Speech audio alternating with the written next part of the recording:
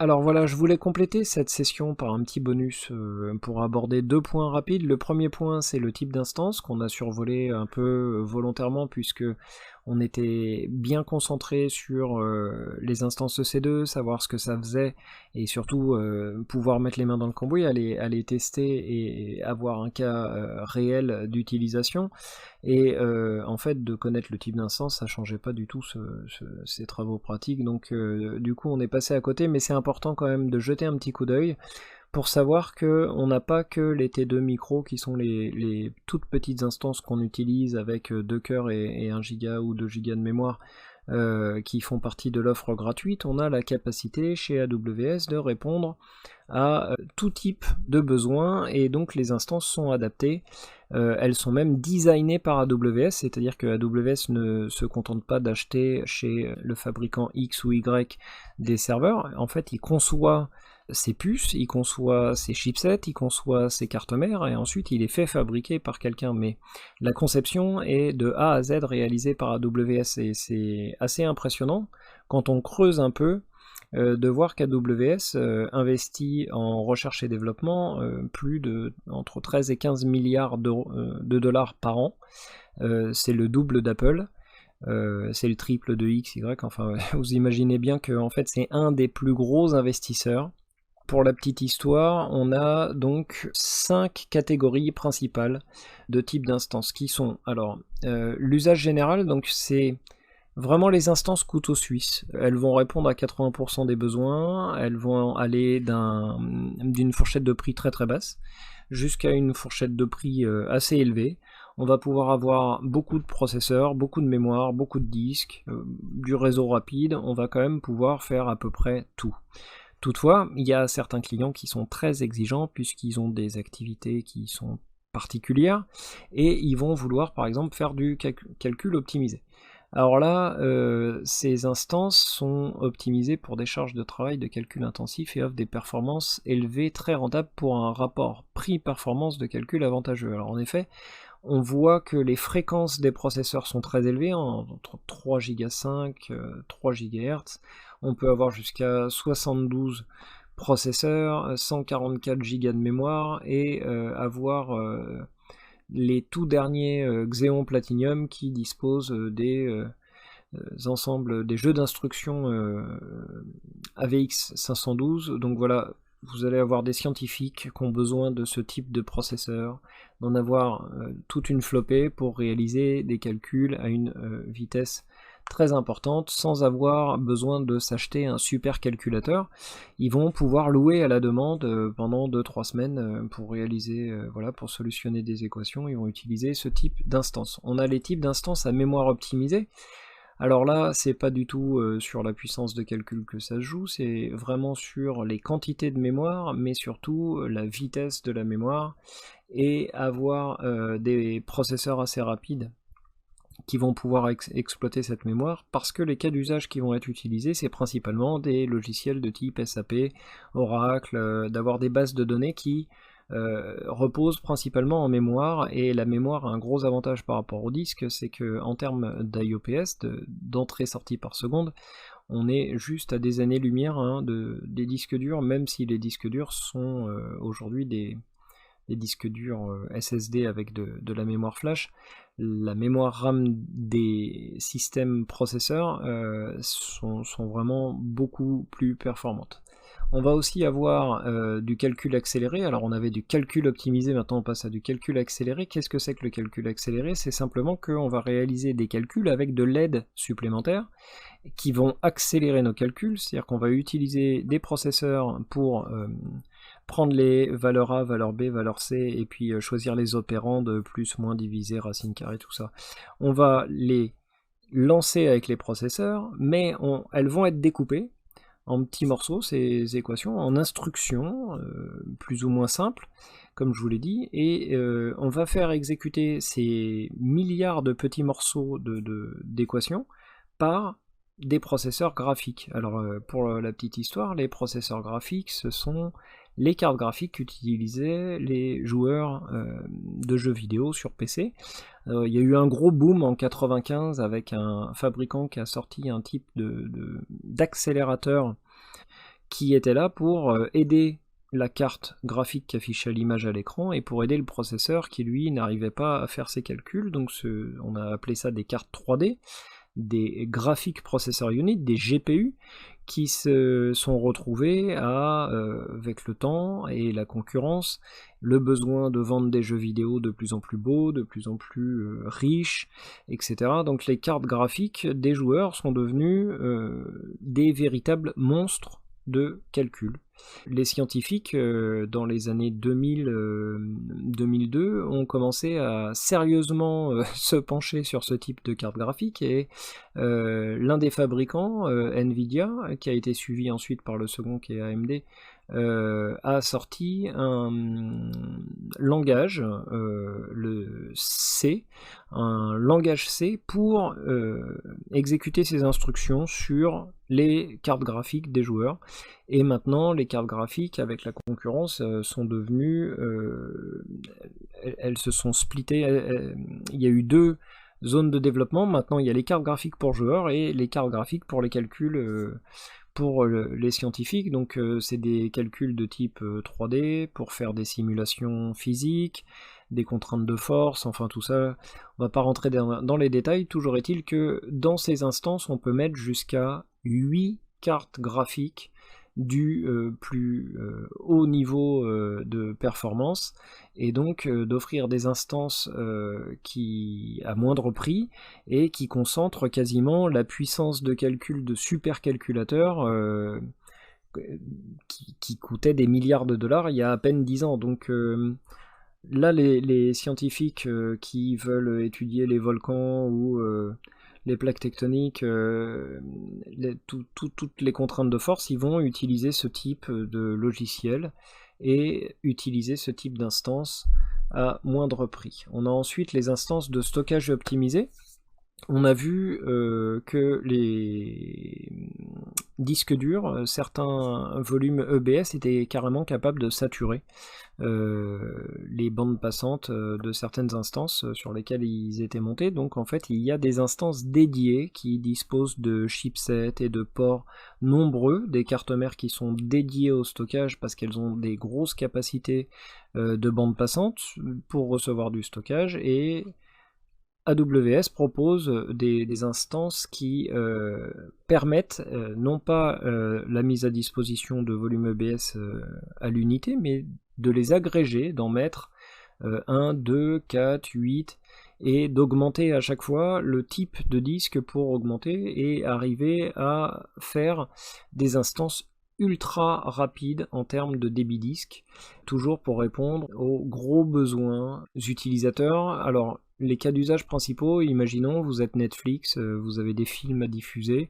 et vous avez besoin que votre client, quand il clique sur son film, sur sa tablette, on a besoin que le film démarre en quelques secondes, idéalement 1 ou 2, et ça en répondant à des dizaines ou voire des centaines ou des milliers de clients par seconde, puisque arrivé à 21h, voilà, vous avez tous vos clients qui viennent et qui sollicitent votre service. Eh bien, c'est quand même utile d'avoir des instances dédiées avec des disques ultra rapides, mais qui ne sont pas saturés, c'est-à-dire qui sont capables de se mettre en parallèle, d'en avoir plusieurs et de répondre simultanément aux demandes du client.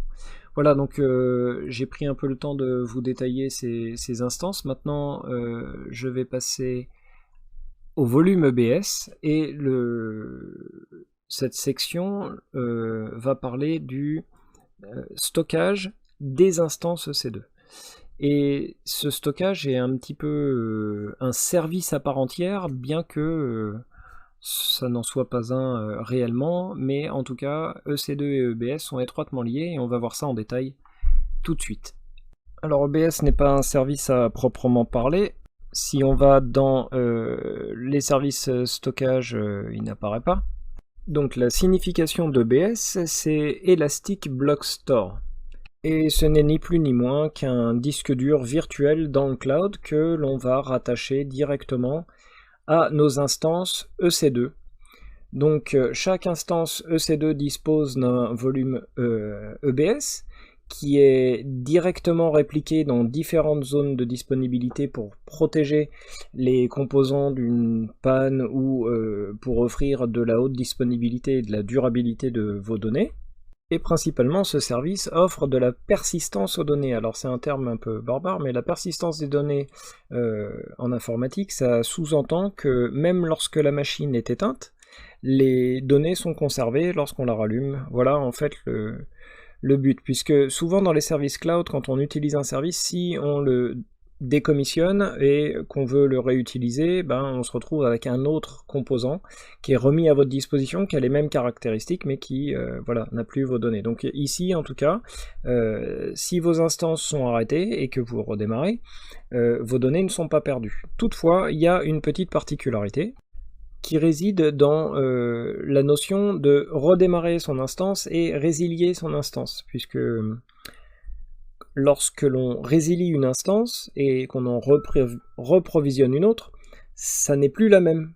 Même si on la nomme pareil, même si on lui donne toutes les mêmes caractéristiques, c'est une nouvelle ressource du cloud qui nous est affectée. Alors que lorsqu'on redémarre l'instance, c'est toujours la même et on conserve nos données. Alors les volumes qui sont dits volumes racines sont dits volumes éphémères, puisque cette case est cochée et que à la résiliation de l'instance, le volume sera supprimé, donc il y aura bien une perte de données.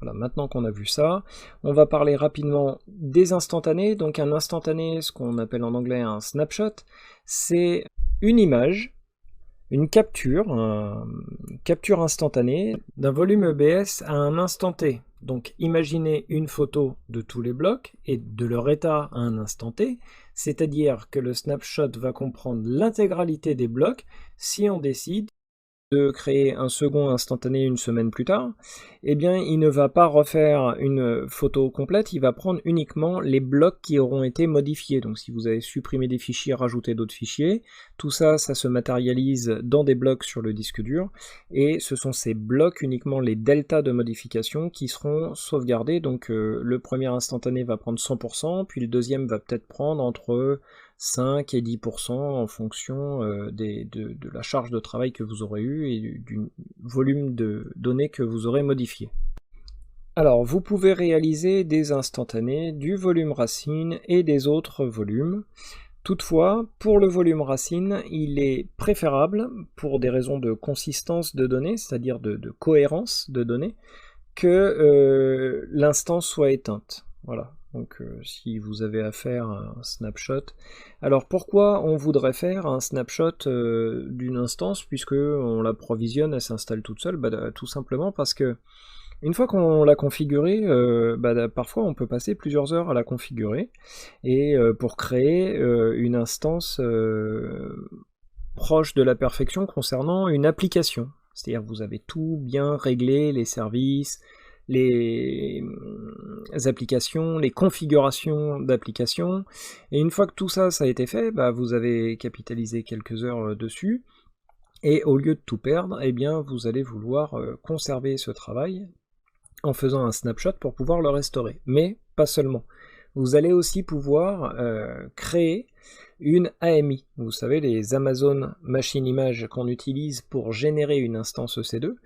Et du coup, on va pouvoir utiliser cette image AMI à partir d'un snapshot pour, une fois qu'on l'aura créé à partir d'un snapshot, pour utiliser les fonctionnalités d'autoscaling, par exemple pour la scalabilité, c'est-à-dire la mise à l'échelle dynamique pour générer des instances EC2 en cas de charge qui serait importante pour une application.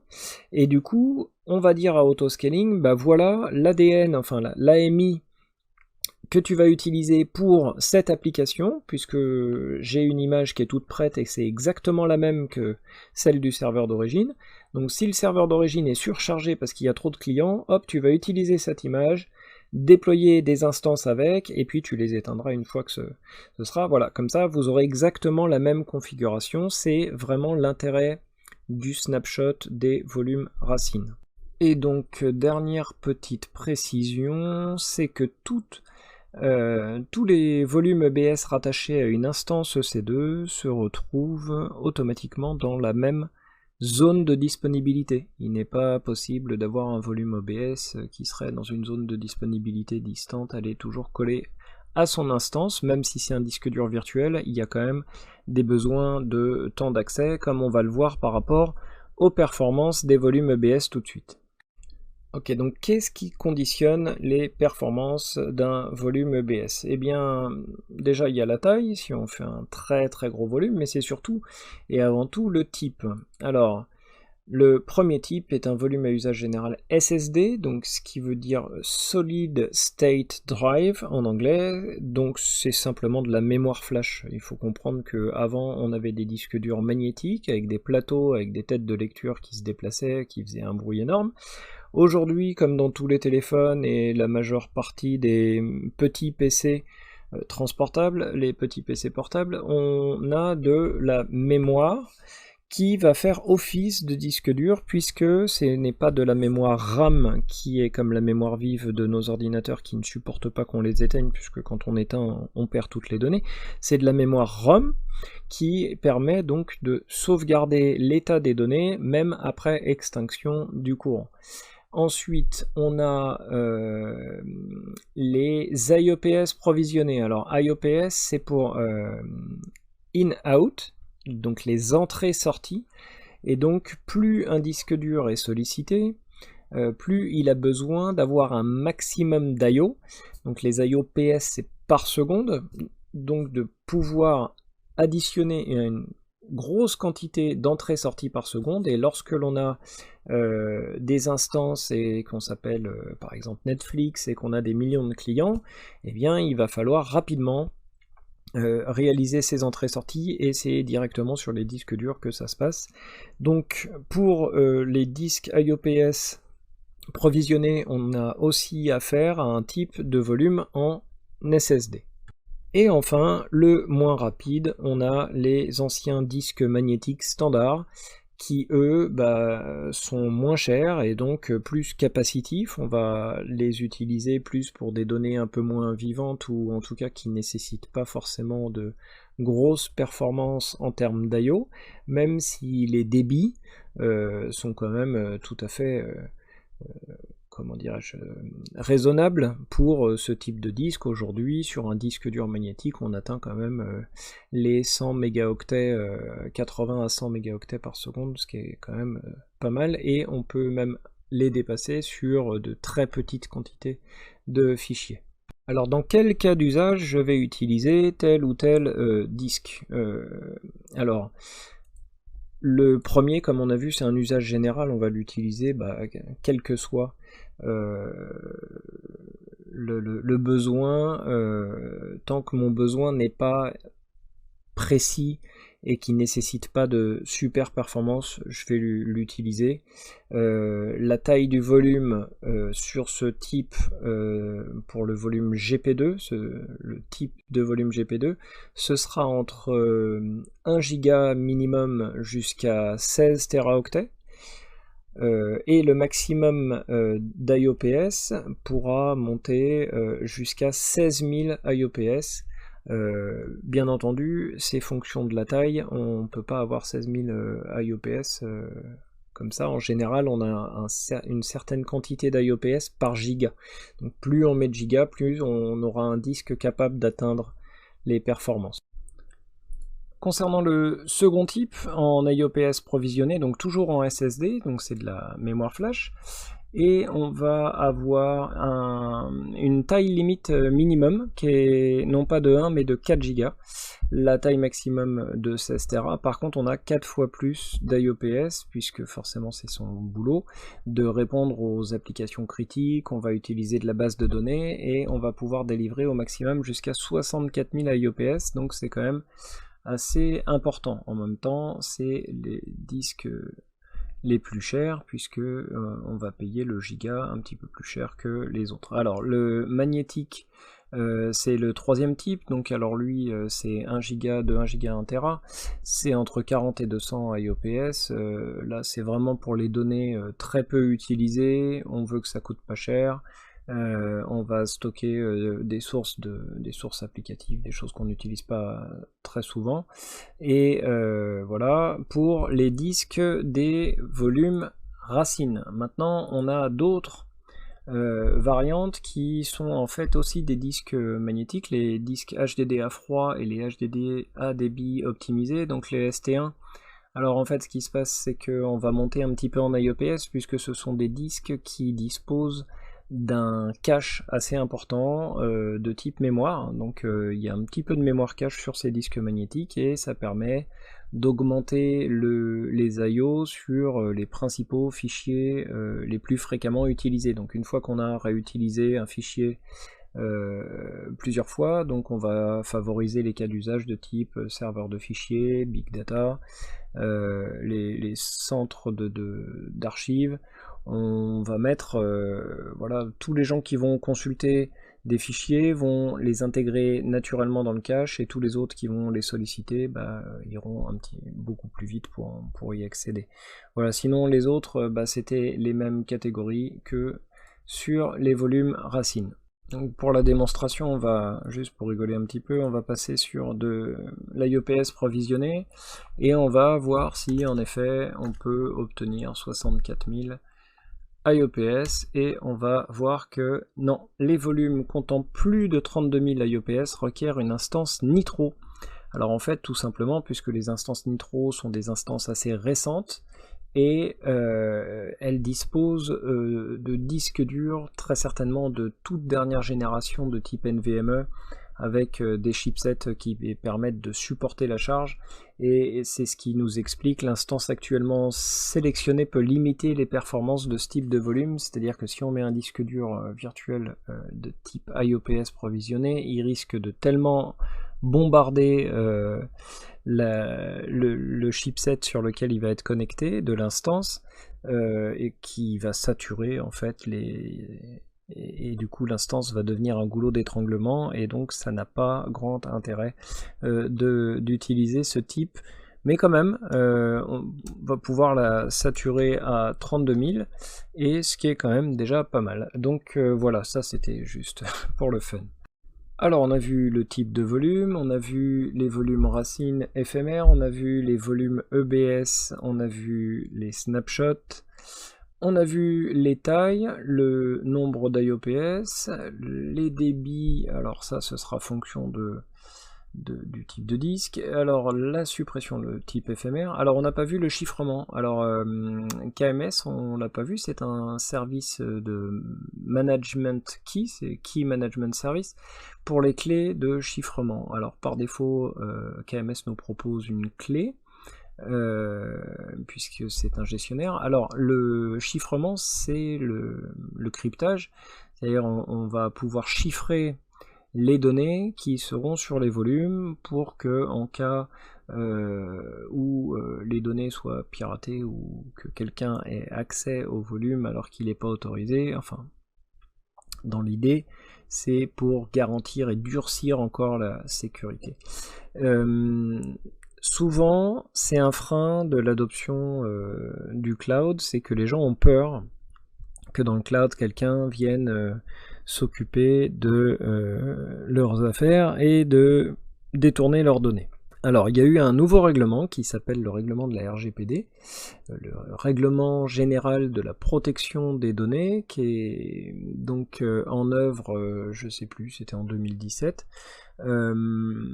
avec une obligation d'application à partir de mai 2018, il me semble, je sais plus. En tout cas, cette réglementation a débridé les esprits et offert une sorte de couverture juridique qui booste vraiment l'adoption au cloud et du coup beaucoup de gens se font la réflexion, ok je vais dans le cloud, ok j'ai la RGPD qui me couvre, mais comment je fais dans la vraie vie pour me sécuriser? Eh bien le chiffrement c'est la meilleure des sécurités.